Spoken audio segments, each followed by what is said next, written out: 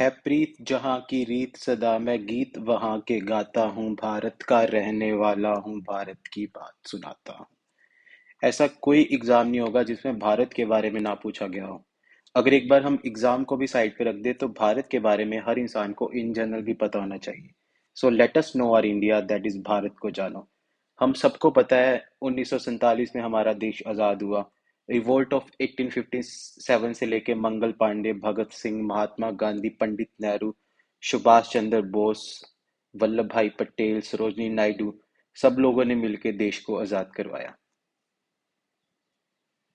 सो हमारे देश को इंडिपेंडेंस मिली ब्रिटिश से 1947 में। एंड 2023 के हिसाब से we are the most populated country in the world with population of 142 crore. We have surpassed China. And हमारा एरिया दुनिया में 7वें नंबर पे आता है। फर्स्ट पे कौन सा है? रशिया।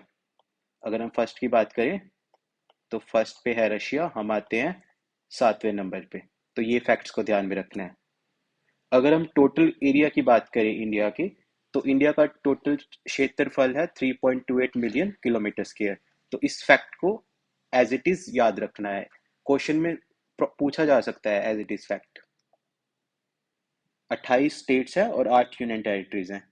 कोस्टल बाउंड्री की बात करें तो यहाँ से शुरू होती है कोस्टल बाउंड्री। ये हमारी कोस्टल बाउंड्री है। So this is 7516.6 kilometre. और इसमें ये वाला एरिया भी आता है, अंडमान निकोबार और लक्षद्वीप वाला। तो इंक्लूडिंग दिस 7516.6 किलोमीटर है coastal area. Largest state by area है Rajasthan. And largest state by population है उत्तर प्रदेश। और स्मॉलेस्ट स्टेट और यूटी है लक्षद्वीप।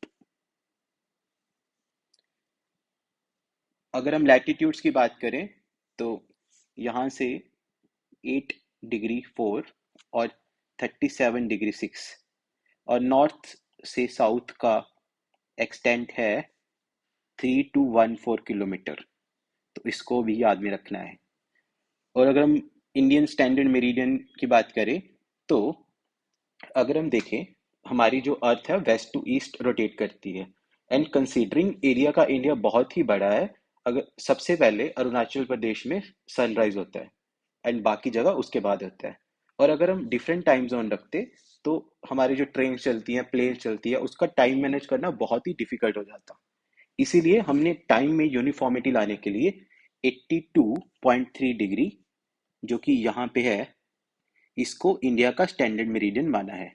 ये जो लाइन जा रही है, this is 82 degree, this is standard meridian, ताकि यूनिफॉर्मिटी आए टाइम जोन्स में। और जो प्लेन्स चलते हैं, ट्रेन चलते हैं, बसेस चलते हैं, वो उनका टाइम यूनिफॉर्म हो जाए। इसीलिए हमने स्टैंडर्ड मेरिडियन चुना। और अगर हम लॉन्गिट्यूड्स की बात करें east to west, this is 2933 kilometres, जो कि यहाँ पे है 68 डिग्री 7 एंड 97 डिग्री 25। तो इन फैक्ट्स का भी ध्यान रखना है। ये बहुत ही बेसिक फैक्ट्स है इंडिया के। अगर हम ट्रॉपिक ऑफ कैंसर की बात करें तो ये एक इमेजिनरी लाइन है जो पास करती है 8 स्टेट से, that are Gujarat, Rajasthan, Madhya Pradesh, Chhattisgarh, Jharkhand, West Bengal, Tripura and Mizoram. And you can see Gujarat, Rajasthan, Madhya Pradesh, Chhattisgarh, Jharkhand, West Bengal, Tripura and Mizoram. Simple सा क्वेश्चन आएगा कि ट्रॉपिक ऑफ कैंसर कौन सी स्टेट से पास करती है या नहीं करती। इनमें से ऑप्शंस होंगे कुछ, तो इन 8 स्टेट्स का ध्यान रखना है। एग्जाम पॉइंट ऑफ व्यू से बहुत ही इंपॉर्टेंट क्वेश्चन है, बहुत ही बेसिक क्वेश्चन है। अगर हम नेशनल सिंबल्स की बात करें तो ये हमारे देश का प्राइड है। नेशनल एनिमल कौन सा है? Royal Bengal tiger.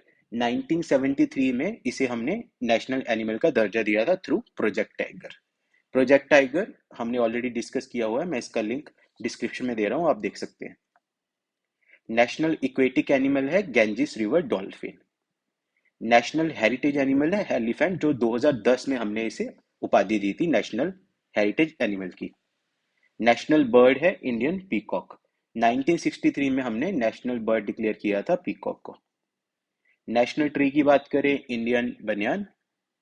National flower की बात करें लोटस, जो कि बहुत ही सैक्रेड है। अगर हम एंशियंट इंडिया की बात करें तो ये चलता आ रहा है because of its sacred nature.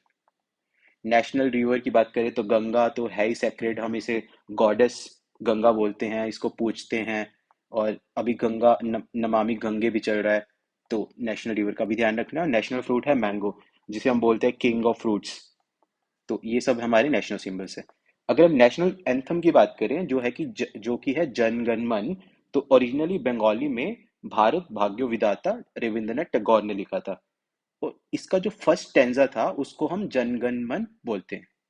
तो रिटन बाय रविंद्रनाथ टैगोर इन 1911, जो कि पहली बार गाया गया था आईएनसी, जो इंडियन नेशनल कांग्रेस का कैलकाटा सेशन हुआ था दिसंबर 1911 में, तब ये पहली बार गाया गया था। और नेशनल सॉन्ग की बात करें, वंदे मातरम, ये लिखा गया है बंकिम चंद्र चटर्जी की तरफ से 1870s में। 1870s में इन्होंने एज ए पोएम इसको लिखा था। तो ये adopted by constituent assembly on January 24, 1950। तो इस पे सिंपल सा क्वेश्चन बनेगा कि national anthem and national song कब अडॉप्ट हुए थे। दोनों एक ही डेट में अडॉप्ट हुए थे, जनवरी 24, 1950। तो दोनों का ध्यान रखना है। और 52 सेकंड लगते हैं फर्स्ट पैरा को संग करने के लिए, फर्स्ट स्टैंजा को रिसाइट करने के लिए। और जो वंदे मातरम है, ये बंकिम चंद्र जी की एक फेमस नॉवल था अनंतमठ। अनंतमठ 1882 में आया था। तो इसका जो पहले दो वर्सेस थे उसको हमने अडॉप्ट किया था 1937 में एज अवर नेशनल सॉन्ग। तो इस फैक्ट्स को भी ध्यान में रखना है। अगर हम नेशनल एम्बलम की बात करें, adept this is the adaptation of lion capital of Ashoka at Sarnath. चार लॉयंस है, आप देख सकते हैं, 1 2, और एक इसके बैक में, mounted on a bacchus with a frieze carrying sculptures in a high relief of an elephant, horse, bull and lion. तो ये चार हैं, ऊपर है लॉयंस, नीचे एलिफेंट, हॉर्स, बुल, लॉयन। तो इन चारों का भी ध्यान रखना है। Carved out of a single block of polish sandstone. And इसका जो मोटो है दैट इज देवनागरी स्क्रिप्ट में है, सत्यमेव जयते, जिसको इंग्लिश में बोलते हैं ट्रुथ अलोन ट्रियम्स। और ये लिया गया है मुंडका उपनिषद से। यूपीएससी में ये क्वेश्चन पूछा गया है ऑलरेडी 2 साल पहले, कि कौन से उपनिषद से सत्यमेव जयते लिया गया है। सो आप देख सकते हैं कि कितना इंपॉर्टेंट है हमारे एग्जाम के लिए। अगर हम बाउंड्रीज विद नेबर्स की बात करें, तो लार्जेस्ट बाउंड्री है बांग्लादेश के साथ, जो कि है 4096 किलोमीटर।